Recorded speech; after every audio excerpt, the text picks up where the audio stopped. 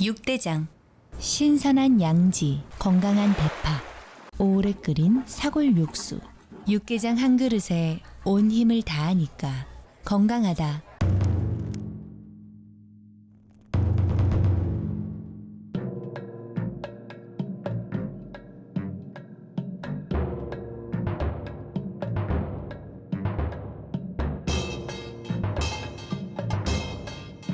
육개장은 육대장. 4월 봄의 화사함과 따뜻함이 늘 깃들기를 바랍니다. 라디오 서울이 함께합니다.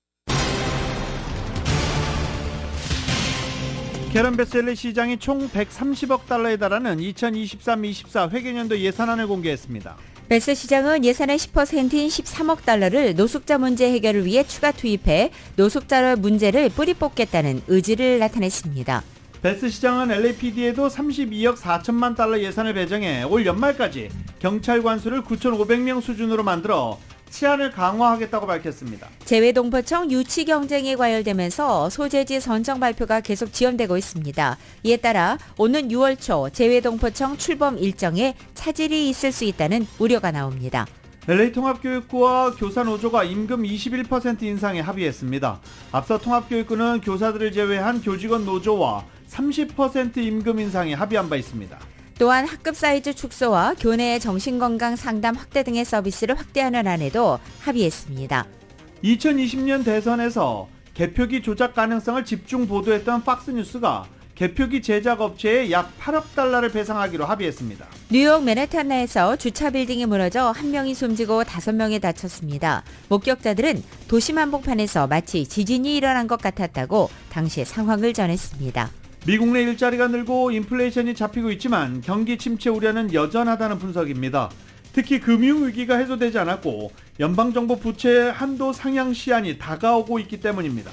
연방준비제도의 보먼 이사가 디지털 달러 발행이 일상의 이득이 되기보다는 소비자 피해가 급증할 것이라며 위험하다는 의견을 내놨습니다. 웬디 셔먼 국무부 부장관이 러시아, 중국과 함께 북한을 대표적 안보 위협으로 지목하고 북한 대량 살상 무기 통제 필요성을 강조했습니다. 미 국방부 미사일 방어 담당 부차관보는 북한이 핵으로 공격한다면 핵으로 보복할 수 있다는 원칙을 밝히기도 했습니다. 연방상원보건위원회가 코로나 바이러스 기원에 대해서 조사한 결과 중국 연구소에서 사고로 유출된 것으로 결론 내렸습니다. 코로나 바이러스에 걸린다면 당뇨병 발병 가능성도 높아진다는 연구 결과가 나왔습니다. 양성 판정 후 1년 내에 당뇨병에 걸릴 가능성이 17%나 상승했습니다. 윤석열 대통령이 우크라이나에 군사적인 지원을 고려할 수 있다는 뜻을 내비쳤습니다. 3가지 조건을 전제로 언급했지만 러시아의 반응 날카롭습니다. 윤 대통령의 우크라이나 군사지원 가능성에 대해 정치권의 파장은 커지고 있습니다. 더불어민주당은 국익을 해치는 행위라고 반발했고 국민의힘은 현재 말을 아끼고 있습니다. NBA 플레이오프에서 LA 클리퍼스가 피닉스 선즈에게 109대 123으로 패하면서 시리즈 전적 1승 1패 동률이 됐습니다. LA 레이커스는 오늘 멤피스와 2차전을 갔습니다. LA 다저스의 클레이튼 커쇼가 개인 통산 200승을 달성했습니다. 어제 뉴욕 매츠와의 경기에 선발로 나선 커쇼는 7이닝 무실점으로 팀의 5대0 승리를 이끌고 시즌 3승, 통산 200승을 기록했습니다. 오늘 뉴욕 증시는 기업들의 실적에 대한 투자자들의 경계심이 커지면서 하락 출발하고 있습니다. 원달러 환율은 1325.7원으로 마감했습니다. 남가 기온을 대체로 맑겠고 LA 한인타운 낮 최고 기온 71도로 평년 기온을 보이겠습니다. 이 시간 주요 뉴스는 하늘 위 호텔 세계 최대 항공기 아시아나항공 A380에서 차별화된 서비스를 만나보세요. 고국까지 편안하고 안전하게 모시는 아시아나항공 제공입니다. 여러분 안녕하십니까? 김윤정입니다. 안녕하십니까? 유지승입니다. 2023년 4월 19일 수요일 라디오 서울 모닝 뉴스 2부입니다.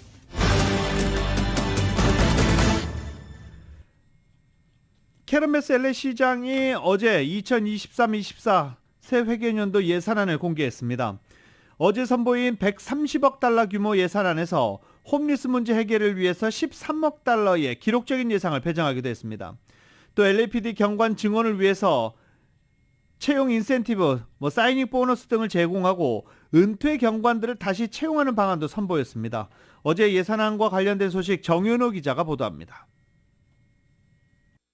캐런 베스 LA 시장이 130억 달러 규모의 2023-2024 회계년도 시정부 예산안을 선보였습니다.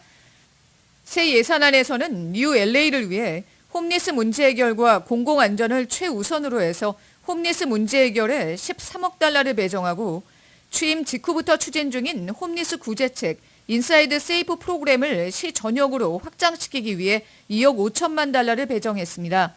홈리스 해결에 13억 달러의 예산 배정은 시정 사상 전례가 없는 최대 규모입니다. 베스 시장 취임 이후 지난 4개월 동안 진행되어 온 인사이드 세이프 프로그램은 현재 베니스와 할리우드, 사우스 LA, 에코파크 등 홈리스 문제가 극심한 시내 12개 지역에서 시행돼 왔는데 이 프로그램을 시 전역으로 확장해 시행 첫 해 안에 17,000명 노숙자들을 거리에서 걷어 주거시설로 옮긴다는 방침입니다. 베스 시장 취임 이후 지난 4개월 동안 진행되어 온 인사이드 세이프 프로그램은 현재 베니스와 할리우드, 사우스 LA, 에코파크 등 홈리스 문제가 극심한 시내 12개 지역에서 시행돼 왔는데 이 프로그램을 시 전역으로 확장해 시행 첫 해 안에 17,000명 노숙자들을 거리에서 걷어 주거시설로 옮긴다는 방침입니다. 인사이드 세이프 프로그램에 배정된 예산 2억 5천만 달러 중에 1억 1천만 달러는 모텔이나 임시 하우징 비용으로 4,700만 달러는 홈리스 수용을 위한 모텔과 호텔 인수 비용으로 1,000만 달러는 홈리스 하우징을 운영하는 디렉터와 건물 매니저 봉급으로 6,200만 달러는 노숙자 케이스 매니지먼트 등 관련 서비스 비용에 2,100만 달러는 노숙자를 위한 연구 하우징 개발 비용에 각각 배정됐습니다. 베스 시장은 앞으로는 홈리스 하우징을 위해 단순히 시내 모텔과 호텔을 리스하는 것을 넘어 시정부가 직접 홈리스 주거시설을 구입해야 한다고 강조했습니다. 또 치안 부재를 해결하기 위해 현재 9,100명인 LAPD 경관 수를 9,500명으로 증원하는 것을 목표로 LAPD 경관들을 새로 채용하고 트레이닝 시키는 데 필요한 펀딩을 제공하는 내용을 담고 있습니다. LA경찰국 지원 시 지원자들의 신청 절차를 앞당기는데 100만 달러를 배정했으며 새로 채용되는 경관에 대해 15,000달러의 사이닝 보너스를 제공하는 인센티브 프로그램을 마련하기로 했습니다. 또 최근 은퇴한 경관들을 다시 채용해 최고 1년간 LA경찰국에 근무토록 하기 위한 기금도 배정했습니다. 시장이 이날 선보인 새 예산안은 오는 7월 1일부터 적용되는데 시의회 승인을 받아야 합니다. 라디오 서울뉴스 정현호입니다. LA 통합교육부 LAUSD 내의 이중언어 프로그램 교사들이 연간 5,400달러 인센티브를 받게 됐습니다. LAUSD와 교사노조 UTLA가 잠정 합의한 중재안에 따르면 2025년 1월까지 교사들의 연봉은 21%가 인상됩니다. 캠퍼스 내 간호사, 심리상담사, 특수교사의 연봉은 최저 2,500달러에서 최대 2만 달러까지 오르게 됩니다. 이번 연봉 인상의 폭은 6개월마다 3, 4%를 올리는 방식으로 진행되게 됩니다. 특히 이번 인상안은 이중언어 프로그램에서 영어가 아닌 언어로 가르치는 교사들에게는 연간 5,400달러의 인센티브를 제공하도록 했고 영어로 가르치는 교사에게도 1,000달러가 제공됩니다. 이번 합의가 최종적으로 타결된다면 이중언어 프로그램에서 일하는 한인 교사들에게 연봉 상승 효과가 있을 것으로 보입니다. 합의안에는 개별 캠퍼스에 더 많은 정신건강과 심리상담 인력을 파견해서 학생들의 학습 환경을 개선하고 교실 내 학생 수도 점차 줄인다는 계획도 포함되어 있습니다. 이번 잠정 합의안은 LAUSD 이사회와 UTLA 노조의 내부 투표를 통해 최종적으로 확정됩니다. 시미밸리 월마트에서 직원을 흉기로 찌르고 도주하던 용의자가 차량을 학생들 무리로 돌진시켜서 10대 청소년 1명이 숨지고 2명이 부상했습니다. 시미밸리 경찰에 따르면 어제 오후 2시 40분쯤 웨스턴 레이크 고등학교 인근인 사우전옥스 지역 레이크 캐년 로드에서 사건이 발생했습니다. 용의 차량은 15살 남학생 그리고 15살과 16살 여학생을 치었는데 이 중 15살 남학생이 병원으로 옮겨졌지만 숨졌습니다. 용의자도 사고 후 현장에서 구금된 뒤 병원으로 후송됐습니다. 경찰은 용의자가 시미밸리 지역 월마트에서 흉기를 휘두르고 까말리오 지역에서 가정폭력을 저지른 뒤 사고를 냈다라고 밝혔습니다. 흉기에 찔린 월마트 직원도 병원으로 옮겨졌지만 현재 부상 상태는 정확하게 알려지지 않았습니다. 용의자는 또 가족과 언쟁을 벌였고 이로 인한 부상자는 나오지 않았다라고 밝혔습니다. 용의자는 월마트에서 직원을 흉기로 찌른 뒤 집으로 돌아가 가족과 언쟁을 벌였으며 그 이후 사우저녹스로 차를 몰고 가 학생들 무리로 돌진한 것입니다. 경찰은 용의자가 고의적으로 10대 청소년들을 차량으로 친 것으로 보인다고 설명하고 있습니다. 용의자는 올해 24살 어스틴 에이스로 파악됐고 병원에서 퇴원하면 살인과 폭행 혐의로 체포해 구치소에 수감될 예정이다라고 밝혔는데 잠시 전 오전 5시 병원에서 바로 경찰이 신병을 인도받아서 구금시켰습니다. 보석금 500만 달러가 책정된 채 올해 24살 어스틴 에이스는 체포됐습니다. 미국의 고물가가 지속되면서 특히 매월 나가는 고정비를 아끼기 위해 불필요한 구독 서비스를 해지하면서 일상의 편리함보다는 필수적인 소비에 집중하는 모습이 나타나고 있습니다. 고령층 역시 필요 없는 구독 서비스를 줄이는 대열에 합류하고 있습니다. 비단 한인 소비자들에 국한된 것은 아니며 최근 월스트리트저널에 따르면 온라인 동영상 즉 OTT에서 음식에 이르기까지 다양한 분야에서 성장세를 보였던 각종 구독 서비스들이 해지 사태의 직면에 인기를 잃어가고 있다고 보도되기도 했습니다. 미국 소비자들이 구독 서비스 해지에 적극적으로 나서는 데는 물가 상승과 고금리라는 경제적 요인이 가장 크게 작용한 것으로 신문은 분석했습니다. 생필품 가격이 오르고 살림살이가 빡빡해지자 이전에 구독해놓고도 잘 사용하지 않는 서비스 구독료를 가장 먼저 줄여야 할 대상으로 선택하고 있다는 것입니다. 지난해 12월에 실시된 설문조사 결과 응답자 3분의 1은 잘 사용하지 않은 구독 서비스에 월 구독료를 지불한 것을 가장 큰 재정적인 실수로 꼽은 바 있습니다. 넷플릭스가 어떻게 시작됐는지 기억하시는 분들 많으시죠? 원래 DVD 대여로 시작을 했습니다. DVD 대여로 넷플릭스가 시작하면서 이 사업이 얼마나 갈 것인가 이렇게 회의적인 시선으로 넷플릭스 사업을 바라보는 사람들도 상당히 많았죠. 그런데 지금 세계적인 온라인 동영상 서비스 업체가 됐습니다. 사업을 잘 발전시킨 이유겠지요. 이 넷플릭스가 초기 사업 모델 DVD 우편 대여 서비스를 종료한다고 발표했습니다. 25년 만입니다. 넷플릭스의 공동 CEO 테드 사렌도스는 성명을 통해 9월 29일 DVD 서비스를 종료할 예정이다라고 밝혔습니다. 넷플릭스 DVD 서비스가 사람들이 집에서 영화를 보는 방식을 바꿔놨고 스트리밍으로 전환하기 위한 기반을 놓았다며 9월 말까지 사업을 단계적으로 축소하기로 결정했다라고 설명했습니다. 우리의 목표는 언제나 회원들에게 최선의 서비스를 제공하는 거지만 DVD 사업이 계속 쪼그라들면서 점점 더 어려워졌다라고 말하기도 했습니다. 1997년 8월에 설립된 넷플릭스의 첫 사업은 월 정액을 내는 회원제 고객에게 온라인으로 주문을 받아 빨간색 넷플릭스 봉투에 담긴 우편물로 DVD를 대여해주는 모델이었습니다. 창업자 리드 헤이스팅스는 과거 DVD를 빌린 뒤 잘못 반납해 $40 연체료를 냈던 경험을 바탕으로 연체료 없는 DVD 대여 서비스라는 창업 아이템을 생각했고 경쟁사였던 당시의 블록버스터의 모방으로 구독제는 입소문을 탔습니다. 1998년 3월 영화 비틀주스 등 1000편도 안 되는 작품을 바탕으로 첫 DVD 배달 서비스를 시작한 뒤 지금까지 52억여 건을 배달한 것으로 집계됐습니다. 넷플릭스는 이후 2007년 스트리밍 서비스를 도입했고 2020년 가입자 2억 명을 돌파하기도 했습니다. 넷플릭스가 올해 1분기 실적을 발표하면서 이익 증가를 견인한 주요 히트작 가운데 하나로 한국의 드라마 더 글로리를 꼽았습니다. 넷플릭스는 어제 발표한 1분기 실적 보고서에서 매출액이 작년 같은 기간보다 3.7% 증가했다고 밝혔습니다. 넷플릭스는 1분기 매출과 영업이익이 자사의 예상치에 부합했다면서 이 같은 실적을 견인한 강력한 컨텐츠로 아우터 뱅크스와 마더 미스터리2 같은 영어 TV 드라마 영화와 함께 한국 드라마 더 글로리를 꼽았습니다. 넷플릭스는 더 글로리를 1분기에 선보인 자사의 오리지널 신작 중 비영어권 TV 부문의 최고 히트작으로 꼽으며 비영어권 TV 부문 역대 5위의 인기 작품이라고도 설명했습니다. 또 다양한 장르에서 선보인 신작 중 액션 스릴러 부문의 성공작으로 전도연 주연의 영화 길복순을 꼽으면서 후속편 제작을 추진하고 있는 작품 중에 하나로 소개하기도 했습니다. 코로나 바이러스에 걸릴 경우 당뇨병 발병 가능성이 높다는 연구 결과가 나왔습니다. 뉴욕타임즈는 브리티시 컬럼비아대 나비드 잔즈와 교수팀이 이 같은 내용을 담은 논문을 의학저널 최신호에 게재했다고 보도했습니다.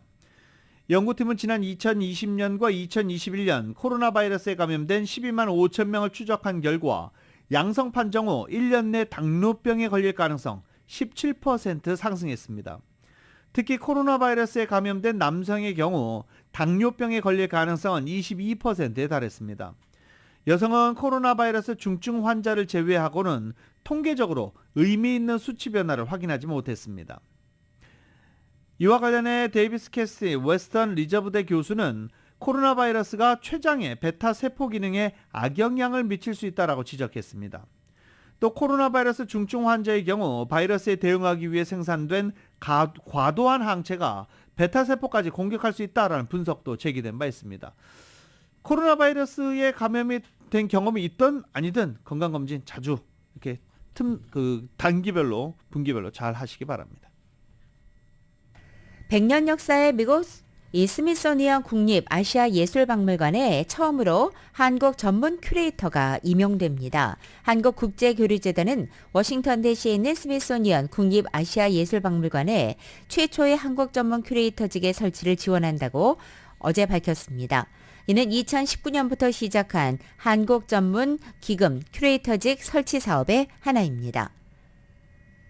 한국국제교류재단과 해외박물관이 50%씩 부담해서 기금을 조성하고 기금의 운용 수익으로 한국 전문 큐레이터직을 영구적으로 운영하는 사업입니다. 한진이 한국 내 친환경 및 비건과 K패션 등 K브랜드 해외 진출을 지원하고자 LA에서 팝업 행사를 개최합니다. 한진은 오는 21일과 22일 오전 10시부터 오후 5시까지 다운타운 윌셔 그랜드 센터 내 인터컨티넨탈 호텔의 프레지덴셜 스윗에서 해외 팝업 행사를 연다고 밝혔습니다. 이번 행사에서 한진의 친환경 역직구 쇼핑몰 슬로우 레시피와 K패션 브랜드 해외 진출 서비스 숲, 그리고 숲에 입점한 31개 기업이 참가할 예정입니다. 또 지속가능한 생활과 비건에 관심 있는 미국 현지 인플루언서와 일반 고객 등 약 200여 명을 초청해 참가 기업의 브랜드를 홍보할 예정입니다. 행사를 기획한 조현민 사장도 직접 행사장에 참석해 참가 기업에게 해외 진출의 메인 타겟 시장인 미국 내 인지도와 판매 기회 확보에 도움을 주는 동시에 슬로우 레시피와 숲에 신규 고객을 유치하는 활동도 펼칠 예정입니다. 재외동포청 유치 경쟁이 과열되면서 소재지 선정 발표가 계속해서 지연됨에 따라 6월 초 출범 일정에 차질이 있을 수 있다는 우려가 나옵니다. 한국 국회와 대통령실 등에 따르면 외교부는 신설하는 재외동포청사의 소재지를 결정하지 못하고 고심 중이라는 것입니다. 현재 소재지는 서울과 인천으로 압축돼 있는 것으로 알려졌지만 대상에서 제외된 제주 같은 다른 지자체들이 강하게 반발하면서 과열 양상을 띠고 있습니다. 외교부는 내심 서울 설치를 희망한 것으로 전해졌지만 동포청 유치에 가장 열성적으로 나선 인천이 계속 변수가 되고 있는 상황으로 알려집니다. 재외동포청은 외교부 산하 외청으로 영사, 법무, 병무, 교육 같은 민원 서비스를 제공하는 동시에 재외동포재단의 기존 사업인 재외동포단체의 교류 협력과 네트워크 활성화, 차세대 동포 교육 등을 수행하게 됩니다. 라디오솔 모닝뉴스 함께하고 계십니다. 라디오솔 모닝뉴스 2부 로컬과 타운 소식은 정말 핫하고 촉촉하고 맛있는 사상 최고의 맥도널드 버거가 있습니다. 그 누구보다 먼저 먹고 싶은 맥도널드 제공입니다.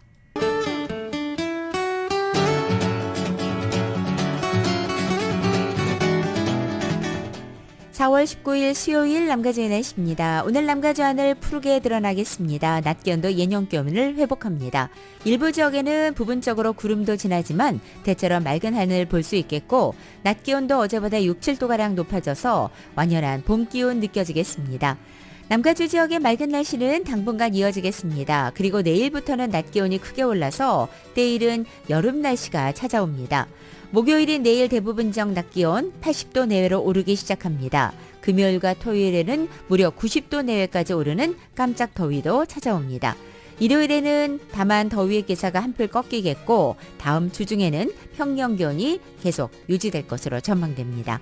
LA 한인타운 오늘 낮 최고 기온 71도, 밤 최저 기온 50도, 오렌지 카운티 지역은 73도, 51도, 밸리와 일랜드 엠파이어 지역 72도, 49도, 해안 지역은 66도, 52도 예상됩니다. 한국은 오늘 오전까지 비가 내리겠고 서울의 오늘 아침 최저 기온 52도, 낮 최고 기온은 64도 예상됩니다. 라디오 서울 모닝뉴스 2부 이 시간은 1250만 불 교통사고 최고 보상, 교통사고 전문 천재 변호사 리차드 호프만, 신용의 상징 유한양행 건강식품과 누구나 젊어지는 얼굴 피부과학 셀리온, 메디케어 시니어를 위한 전문의 허가가 아주 빠른 한인 최고 최대의 서울 메디칼 그룹 총 20억 달러의 승소, 크고 작은 교통사고와 상해 브라이언 타필라와 CG러, 고객 한 분 한 분과의 릴레이션십을 생각합니다. 당신의 든든한 금융 파트너 CBB뱅크 공동 제공입니다.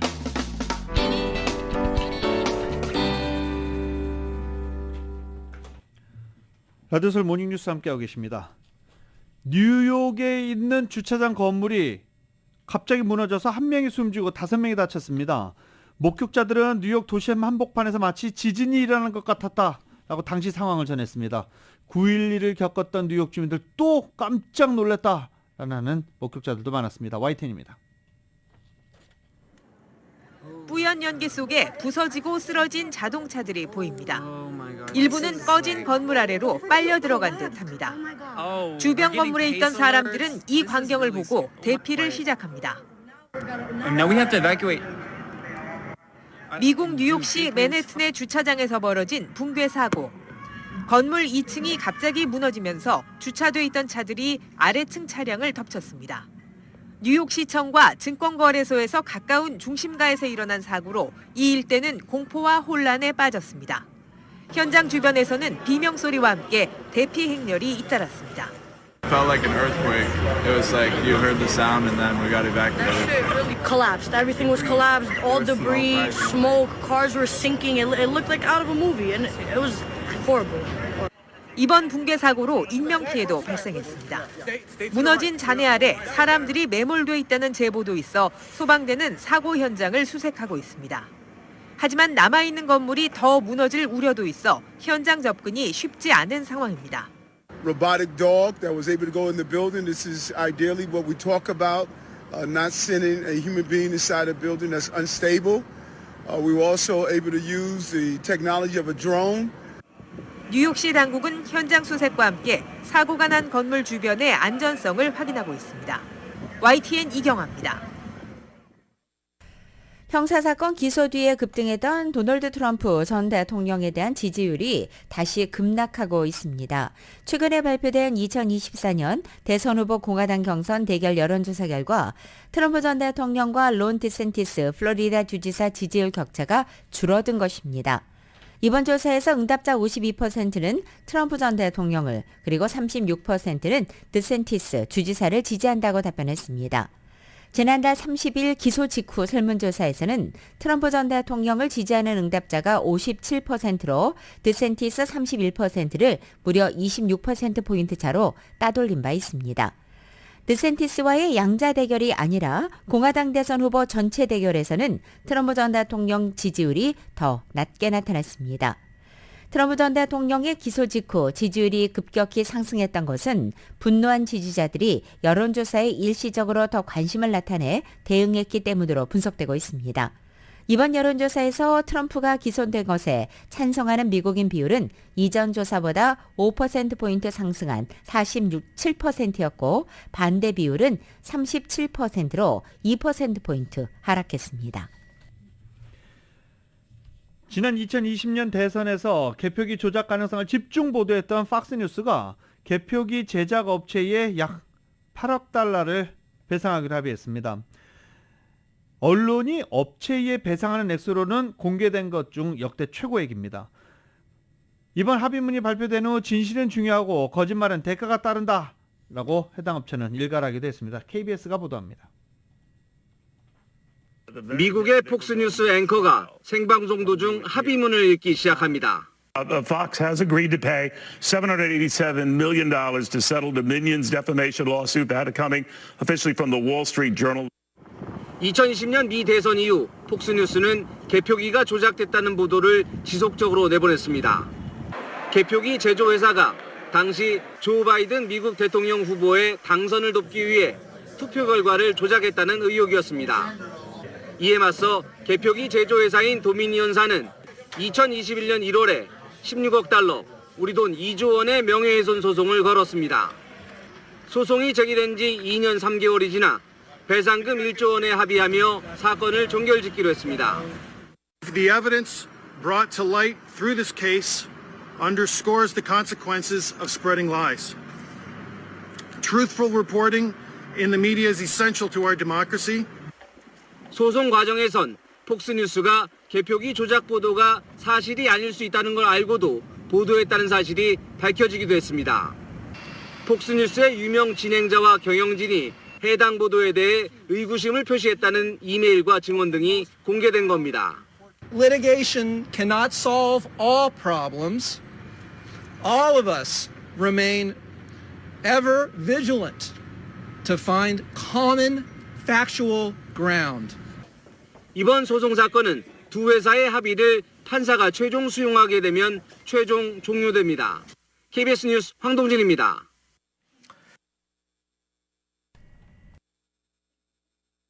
미국 내 일자리가 늘고 인플레이션이 잡히고는 있지만 경기 침체 우려는 여전하다는 분석이 나왔습니다.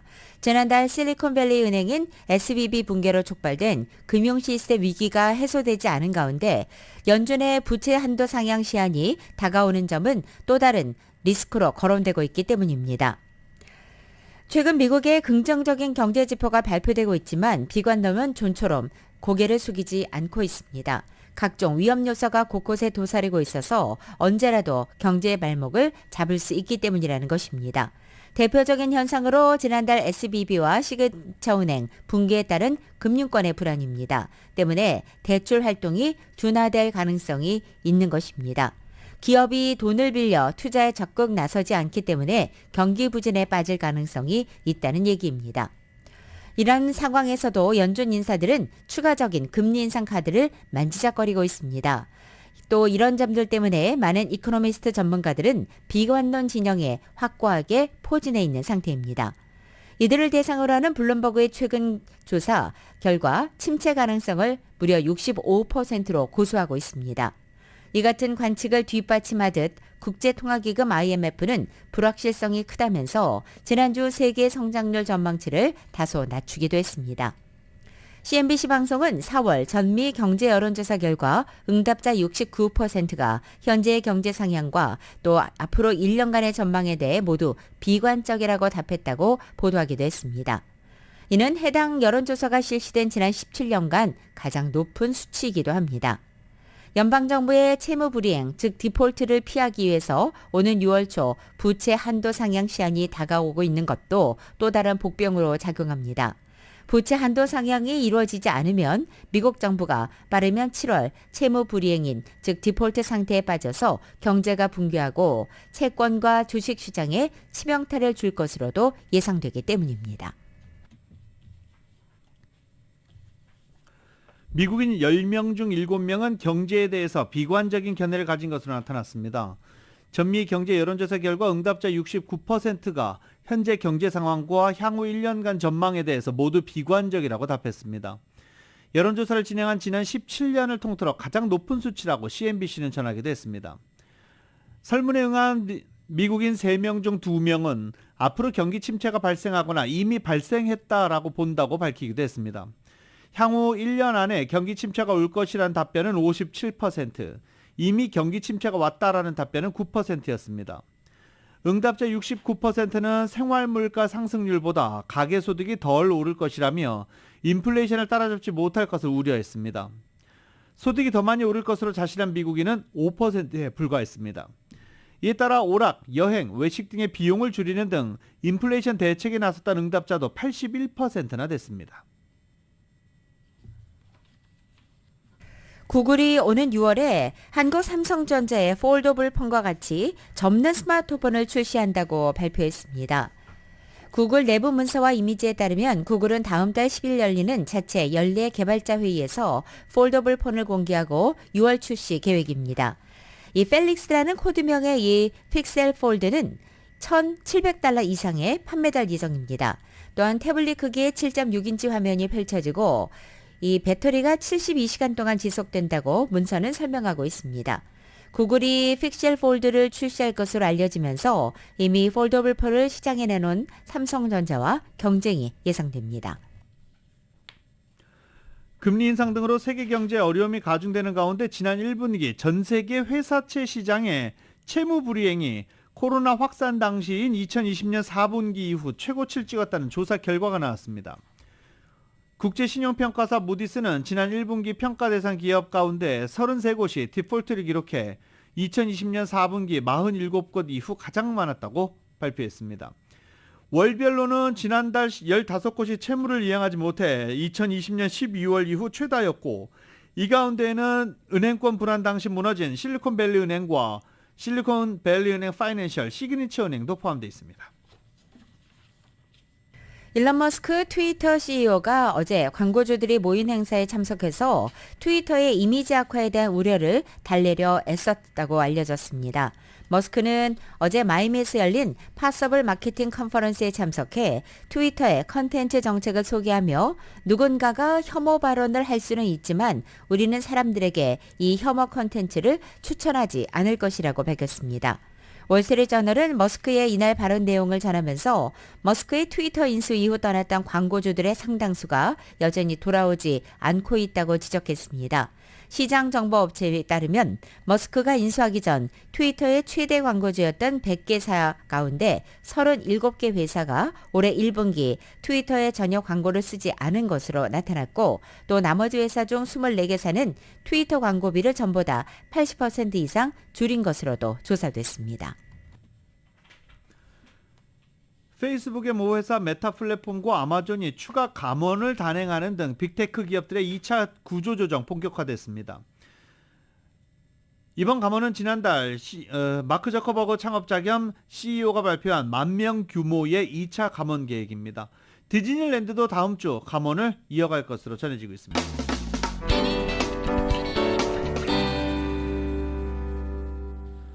라디오서울 모닝뉴스 함께하고 계십니다.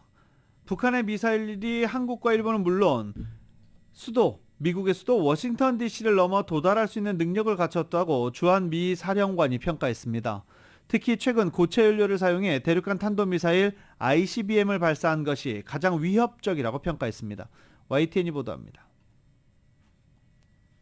미국 하원 군사위원회에 출석한 폴 러케머라 주한미군 사령관이 북한의 핵과 미사일 위협이 어느 정도인지 입을 열었습니다. And the Kim regime has developed capabilities that reach beyond Seoul, Tokyo, Washington D.C. and the capitals of the United Nations command sending states.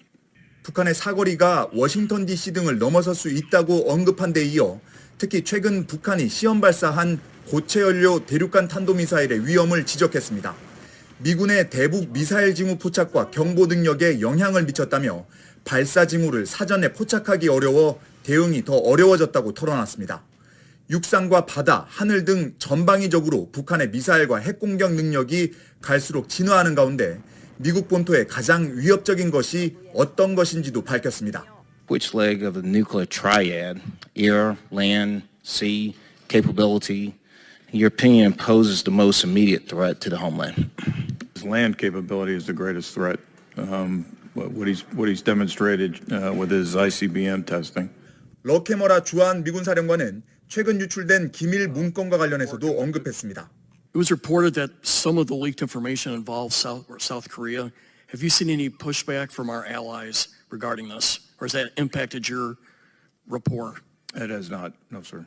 북한을 통제하기 위한 지렛대가 뭐냐는 질문에는 중국의 경제적 압박을 거듭 강조했습니다. 최근 북한과 중국 간 국경이 다시 열렸고 물자가 오가고 있다며 중국은 과거에 대북 경제적 압박을 가했다고 지적했습니다. 주한미군 사령관은 북한 김정은이 핵과 미사일 능력을 개발하는 것을 막지 못한 만큼 이 능력을 사용하지 못하게 하는 데 초점을 맞춰야 한다며 대북 핵 억제력과 한미 연합훈련의 중요성을 강조했습니다.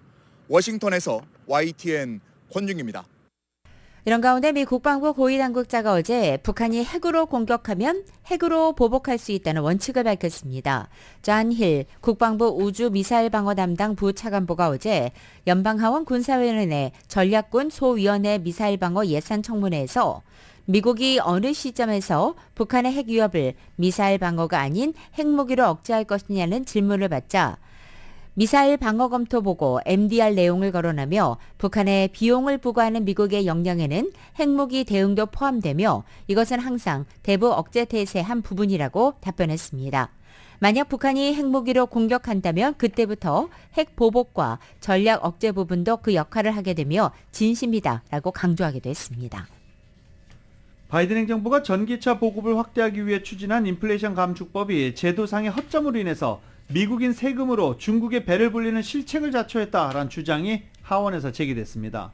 이 포드 자동차 때문인데요. 포드 자동차가 세계 배터리 점유율 1위 기업 중국 닝더스다이와 손을 잡고 미국의 전기차 배터리 합작 공장을 설립하기로 한 것이 정면 비판 대상입니다. 공화당 소속 하원 세입위원회의 제이슨 스미스 위원장은 포드에 전달한 서한을 공개하고 인플레이션 감축법의 전기차 보조금 덕분에 미국인의 세금이 포드와 손을 잡은 중국 기업 및 잠재적 우려 대상인 해외 기관에 모두 다 흘러들어가게 됐다라고 비난했습니다. 중국과 러시아 국방장관이 러시아에서 회담을 갖고 군사협력을 강화하기로 했습니다. 러시아는 우크라이나 전쟁을 치르고 있고 현재 중국은 타이완 문제를 놓고 미국과 갈등 중인 상황에서 중국과 러시아가 결속을 과시한 것입니다. YTN입니다. 리상푸 중국 국무위원 겸 국방부장이 러시아를 방문했습니다. 지난 16일 방문 첫날 푸틴 대통령을 만난 리 부장은 세르게이 쇼이구 러시아 국방장관과의 회담에서 국방부장 임명 뒤 첫 방문지로 러시아를 택한 이유를 설명했습니다. 리 부장은 양국 군대는 양국 정상 간 합의를 신중하고 분명히 이행하고 군사협력과 군사무역을 촉진할 것이라며 이 같은 관계를 새로운 단계로 끌어올릴 것이라고 밝혔습니다. 쇼이구 장관은 푸틴 대통령과 시진핑 주석이 양국의 포괄적 동반자 관계가 최고 수준에 도달했다고 말했다면서 이 같은 관계는 국가 안보 문제를 포함해 쌍방에 강력한 지지를 제공함으로써 발전해야 한다고 강조했습니다. 이를 위해 지속적으로 고위급 소통을 긴밀히 하고 양국 군의 교류 메커니즘을 완비하기로 했습니다. 그러면서 양국 군의 협력이 세계 평화에 기여한다고 주장했습니다.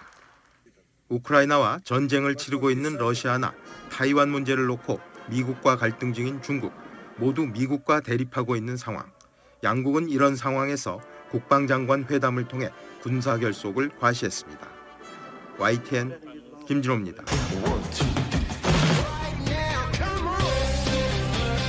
나들솔 모닝뉴스 스포츠 소식입니다. 스포츠 소식은 전문가가 추천하는 이민법과 가정법 전문 제인정 종합법률사무소 제공입니다.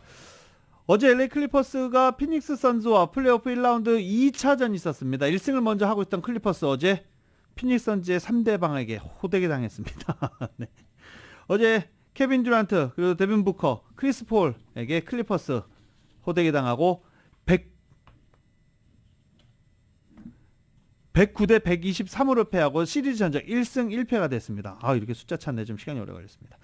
폴 조지가 지금 무릎 부상으로 빠져있는 상황에서 과연 클리퍼스가 1라운드를 넘어설 수 있을까요? 폴 조지 없이 1라운드를 넘어서야 2라운드로 갈 수 있을 텐데 당장 피닉스 선즈 넘기 어려워 보이는 상황입니다. 클리퍼스 지금 매번 부상 선수들 카와이 레너드가 건강하면 폴 조지가 아프고 폴 조지가 건강하면 카와이 레너드가 아프고 이 두 선수가 함께 뛰는 경기 본 지 꽤 된 것 같습니다. 아무튼 이 부상이 클리퍼스 발목을 잡는 게 아닌가 우려되고 있습니다. 한편 1승을 먼저 거둔 LA 레이커스는 오늘 오후 4시 30분 멤피스 그리즐리스와 2차전 경기를 갖습니다. 이 경기 TNT 채널을 통해서 생중계 됩니다. NBA 피츠버그의 배지환 선수가 한 경기에서 병살타와 도루 실패, 견제사까지 모두 기록하면서 정말 악몽 같은 하루를 보냈습니다. 안타까운 소식 YTN의 보도입니다. 피츠버그의 7번 타자로 출전한 배지환이 2회 첫 타석에서 병살타로 물러납니다. 낮은 직구를 받아쳤는데 타구가 2루수 정면으로 가며 병살타를 피하지 못했습니다. 4회 두 번째 타석에서는 빠른 발을 이용해 내야 안타를 쳐냈지만 2루 도루를 시도하다 아웃됐습니다. 올 시즌 5번의 도루를 시도해 모두 성공했던 배지환이 기록한 첫 도루 실패입니다. 이상할 정도로 꼬여가는 배지환의 플레이는 끝이 아니었습니다. 6회에는 볼넷으로 출루했지만 견제사에 걸려 아웃됐고 수비에서도 땅볼 타구를 뒤로 흘려 출루를 허용했습니다. 8회 마지막 공격에서는 헛스윙 삼진으로 물러난 뒤 급기야 배트를 땅에 강하게 내리쳤습니다. 팀은 5대3으로 이겼지만 배지환에게는 다시는 기억하기도 싫은 악몽 같은 날이었습니다. 야구 천재 오타니가 1회 첫 타석에서 오른쪽 담장을 넘기는 2점 홈런을 쳐냅니다. Ohtani rips one toward the gap in right center. This one is deep, and this one is gone! Shohei Ohtani puts on the show in the Bronx. 정확히 100년 전 오늘 베이브 루스가 양키 스타디움에서 첫 홈런을 친 날이어서 오타니의 홈런은 의미를 더했습니다. 시즌 4번째 홈런을 포함해 2타점 2득점으로 활약한 오타니를 앞세워 LA 엔젤스는 뉴욕 양키스를 5대2로 이겼습니다. YTN 허정원입니다. 어제 커쇼가 통산 200승을 거뒀습니다. 커쇼는 어제 뉴욕 매츠와의 경기에서 7이닝 동안 3안타 무실점 삼진 9개로 호투하고 다저스의 5대0 승리로 시즌 3승 개인 통산 200승째를 달성했습니다. 다저스 소속 선수가 200승을 달성한 것은 돈 서튼, 돈 드라이스데일 이후 3번째입니다. 커쇼는 나의 목표는 이기는 것이고 오늘 밤 멋졌다. 내가 200승을 할 수 있었던 것. 다저스에서 뛰었기 때문이다. 라고 또 이렇게 이야기를 하기도 했습니다. 김민재 선수가 경고 누적으로 결정한 나폴리가 유럽 챔피언스리그 8강전에서 AC 밀란에 밀려서 4강 진출에 실패했습니다. 홈에서 일방적으로 AC 밀란을 몰아붙이던 나폴리는 페널티킥을 도둑맞는 최악의 오심에 울고 말았습니다. KBS입니다.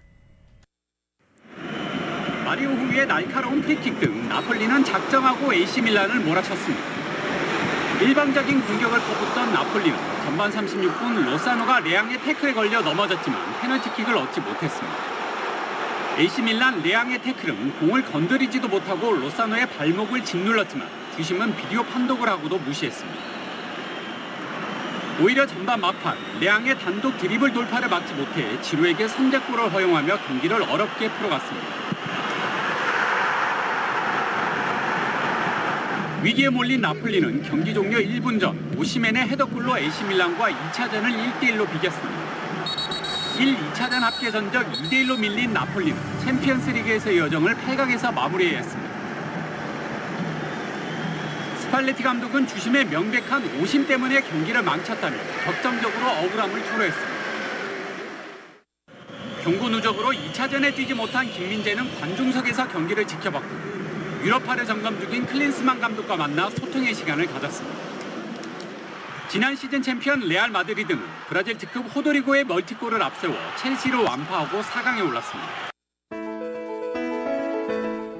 2024년 4월 19일 수요일에 전해드린 라디오솔 모닝뉴스에서 마치겠습니다. 지금까지 진행의 유지승, 김윤정이었습니다. 라디오솔 모닝뉴스 2부 이 시간은 1250만 불 교통사고 최고 보상, 교통사고 전문 천재 변호사 리차드 호프만, 신용의 상징 유한양행 건강식품과 누구나 젊어지는 얼굴 피부과학 셀리온, 메디케어 시니어를 위한 전문의 허가가 아주 빠른 한인 최고 최대의 서울 메디칼 그룹, 총 20억 달러의 승소, 크고 작은 교통사고와 상해, 브라이언 타필라와 CG러, 고객 한 분 한 분과의 릴레이션십을 생각합니다. 당신의 든든한 금융 파트너 CBB뱅크 공동 제공이었습니다. 잠시 후 9시에는 강혜신의 오늘의 미국이 방송됩니다. 함께해 주신 여러분 고맙습니다.